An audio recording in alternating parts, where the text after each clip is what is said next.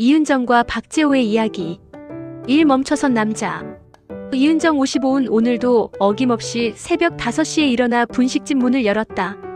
25회째 반복되는 일상이었다. 어묵 국물을 끓이고 김치를 썰며 하루를 준비했다. 시골 마을의 아침은 언제나 고요했다. 오후 2시쯤 가을비가 내리기 시작했다. 그때 낡은 여행 가방을 든 남자 한 명이 빗속을 걸어왔다. 박재호 61, 그는 분식집 앞에 멈춰서서 간판을 한참 올려다봤다. 비에 흠뻑 젖은 모습이 쓸쓸해 보였다. 들어오세요. 은정이 먼저 말을 걸었다.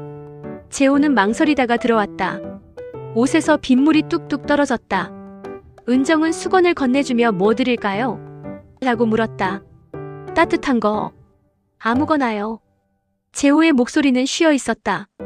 은정은 김치찌개를 끓여 내놓았다. 재호가 한 숟가락 떠서 입에 넣는 순간 눈가가 촉촉해졌다. 오랜만에 느끼는 집밥의 따뜻함이었다. 식사를 마친 재호는 이 근처에 싸게 묵을 만한 곳이 있을까요? 라고 조심스럽게 물었다. 은정은 마을 여인숙을 알려주었다. 나가려던 재호에게 은정은 호떡 몇 개를 비닐봉지에 담아 내밀었다. 그냥 드세요. 남은 거예요. 재호는 깊이 고개를 숙여 인사했다. 정말 고맙습니다. 문이 닫히고 재호의 모습이 빗속으로 사라졌다. 은정은 창가에 서서 그가 사라진 방향을 바라봤다. 오랜만에 마음에 잔잔한 파문이 일었다. 이 머무는 이유. 재호가 마을에 온 지 일주일이 지났다. 매일 오후 2시경이면 분식집을 찾았고 은정은 어느새 그 시간을 기다리게 되었다. 여기 계속 계실 건가요? 은정이 용기를 내어 물었다. 잠시만요. 갈 곳이 딱히 없어서. 재호의 대답에는 깊은 피로가 묻어 있었다. 며칠 후 재호는 자신의 이야기를 털어놓기 시작했다. 건설업을 했지만 부도가 나고 아내는 스트레스로 세상을 떠났으며 아들과는 연락이 끊어졌다는 이야기를. 이제 남은 건 이 몸뚱아리 하나뿐이에요. 재호의 목소리가 쓸쓸했다. 그래도 건강하시잖아요. 건강하면 뭐든 다시 할 수 있어요. 은정이 위로했다. 이 나이에요? 나이가 뭐 어때서요? 전 남편 잃고 혼자 된 게 45이었어요. 그때도 막막했지만 여기까지 왔잖아요. 재호는 은정을 바라봤다. 그녀의 얼굴에는 고난을 이겨낸 사람만이 가질 수 있는 온화함이 있었다. 그날 밤 두 사람은 오래도록 이야기를 나눴다. 서로의 상처와 외로움을 조심스럽게 털어놓으며 은정은 오랜만에 누군가와 진솔한 대화를 나누는 기쁨을 느꼈다. 삼소동. 열흘째 되던 날 저녁 여인숙에서 큰 소리가 들렸다. 돈도 제대로 못 내면서 언제까지 여기 얹혀 살 생각이야?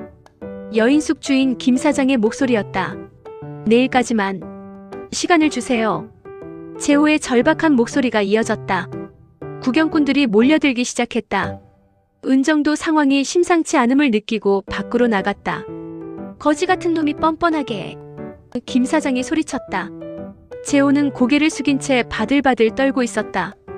은정은 더 이상 보고 있을 수 없었다. 김 사장님. 은정이 사람들 사이를 헤치고 나섰다. 아, 은정씨.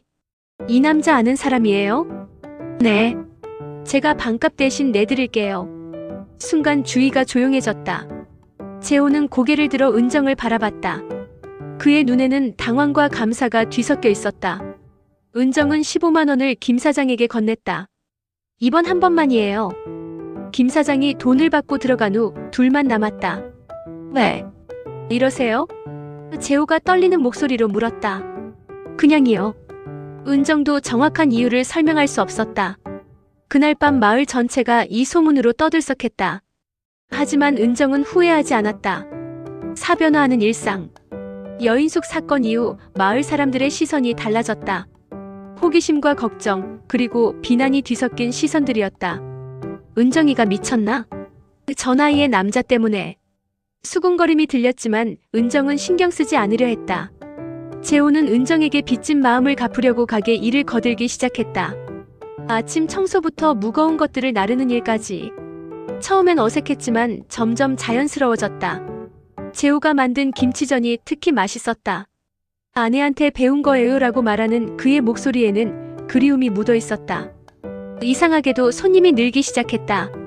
호기심 반 구경 반으로 온 사람들이 음식 맛에 놀라 단골이 되는 경우가 많았다. 어느 저녁 단골 어르신들이 농담 섞인 말을 했다.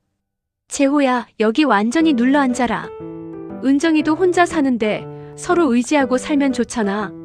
은정은 얼굴이 붉어지며 부엌으로 피했다. 재호도 당황하며 대답을 얼버무렸다. 하지만 마음 한편으로는 그런 상상을 해보기도 했다. 마음의 균열. 한 달이 지나자 재호는 완전히 마을의 일부가 되어 있었다. 은정도 재호가 있는 일상에 익숙해져 있었다. 제가 계속 여기 있어도 될까요? 재호가 조심스럽게 물었다. 당연하죠. 오히려 도움이 많이 돼요. 은정의 대답에 재호의 얼굴이 밝아졌다. 평온한 일상이 계속될 것 같았다.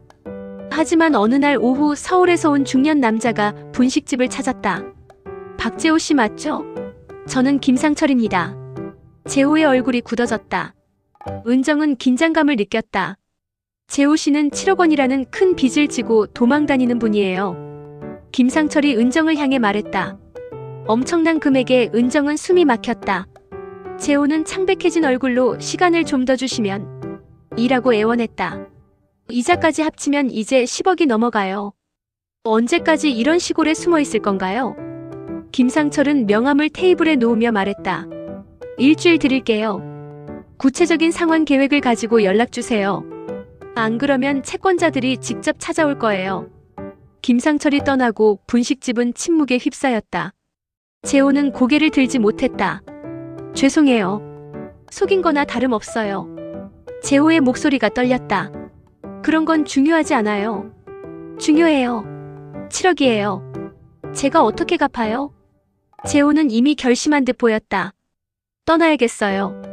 더 있으면 은정 씨한테도 피해가 갈 거예요. 육 흔들리는 마음. 그 후 사흘 동안 재호는 방 안에만 있었다. 은정이 여인숙을 찾아갔을 때 그의 모습은 완전히 지쳐 보였다. 떠날 거예요. 재호가 먼저 말했다. 왜요? 더 있으면 은정 씨한테 피해만 끼칠 거예요. 채권자들이 여기까지 오면 어떡해요? 그런 건 제가 판단할 일이에요. 안 돼요. 은정 씨는 평생 이 마을에서 살아야 하는데 저 때문에 망칠 순 없어요. 전 이 나이에 처음으로 아침이 기다려져요. 재호 씨가 있어서 그래요. 재호는 은정의 진심을 느꼈지만 고개를 저었다. 그러니까 더 미안해요. 은정 씨 같은 분이 저 같은 망나니 때문에. 망나니라니요. 열심히 살아온 분이에요. 하지만 재호의 결심은 바뀌지 않았다. 혹시 절 좋아하세요? 은정이 갑자기 물었다. 재호는 한참 침묵하다가 대답했다. 좋아해요. 많이. 저도 재호 씨를 좋아해요. 그러니까 더 떠나야 해요. 은정 씨를 좋아하니까. 피해를 주고 싶지 않아요. 다음날 새벽 재호는 편지 한 장만 남기고 조용히 마을을 떠났다. 고마웠습니다. 꼭 빚을 갚고 당당한 사람이 되어 다시 찾아뵙겠습니다. 사랑합니다. 은정은 편지를 보며 눈물을 흘렸다. 첫사랑이 이렇게 끝나는 것인가? 7 새로운 시작. 재호가 떠난 지 6개월이 지났다. 은정은 다시 혼자가 된 일상에 익숙해지려 노력했지만 쉽지 않았다. 분식집은 예전보다 한산했고 하루하루가 다시 단조로워졌다. 어느 봄날 분식집에 낯선 손님이 들어왔다. 깔끔하게 차려입은 젊은 남자였다. 혹시 박재호라는 분 아세요? 그가 조심스럽게 물었다. 은정의 가슴이 뛰기 시작했다. 아는데요. 누구세요? 저는 그분 아들입니다. 박민수라고 해요. 재호의 아들이었다. 은정은 깜짝 놀라며 그를 자세히 바라봤다. 재호와 닮은 구석이 있었다. 아버지가 여기 계셨다고 들었어요. 지금은 어디 계신지. 떠나셨어요. 6개월 전에. 민수의 얼굴이 어두워졌다. 역시 또 도망가신 건가요? 도망간 게 아니에요. 은정이 재호를 변호했다. 아들에게 피해주기 싫어서 떠나신 거예요. 민수는 놀란 표정으로 은정을 바라봤다. 사실 아버지를 찾고 있었어요. 사과하고 싶어서요. 은정은 민수에게 재호가 이곳에서 어떻게 지냈는지, 얼마나 아들을 그리워했는지 이야기해 주었다. 아버지는 정말 좋은 분이에요. 자식 걱정에 밤잠을 못 이루시던 분이에요. 민수의 눈에 눈물이 맺혔다. 며칠 후 민수는 한 가지 소식을 가져왔다. 아버지 연락처를 알아냈어요. 부산에서 일용직을 하며 빚을 갚고 계시대요. 은정의 마음이 두근거렸다. 은정 이모님. 민수가 말했다. 아버지한테 연락해보세요. 아버지도 이모님을 많이 그리워하실 거예요. 그날 밤 은정은 오랜 고민 끝에 재호에게 전화를 걸었다. 여보세요. 재호씨. 은정이에요. 전화 너머로 재호의 놀라는 소리가 들렸다. 은정씨. 어떻게? 민수가 찾아왔어요. 아버지를 찾고 있다고. 재호의 목소리가 떨렸다. 민수가. 정말이요? 네. 사과하고 싶다고, 다시 함께 살고 싶다고 하더라고요. 한참의 침묵 후 재호가 말했다. 은정씨. 보고 싶었어요. 매일. 저도요. 하지만 아직 빚이 많이 남았어요. 그래도 혼자 짊어지지는 마세요. 가족이랑 함께해요. 한 달 후 재호가 아들과 함께 마을로 돌아왔다. 많이 야윈 모습이었지만 눈빛은 예전보다 밝았다. 다시 여기서 시작해도 될까요? 재호가 은정에게 물었다. 당연하죠. 은정이 환하게 웃었다. 민수는 마을에 작은 사무실을 차려 아버지의 빚 정리를 도왔다. 시간이 걸리겠지만 불가능한 일은 아니었다. 어느 가을날 재호는 은정에게 작은 반지를 내밀었다. 늦었지만 제대로 하고 싶어요. 은정의 눈에 눈물이 맺혔다. 네. 마을 사람들도 이제는 두 사람을 축복해 주었다. 분식집은 가족이 운영하는 따뜻한 곳이 되었고 손님들의 발길도 더욱 늘어났다. 이은정과 박재호의 늦은 사랑이 마침내 결실을 맺는 순간이었다. 미흡한 점 있으나 구독과 좋아요 눌러주시면 새로운 이야기로 보답하겠습니다.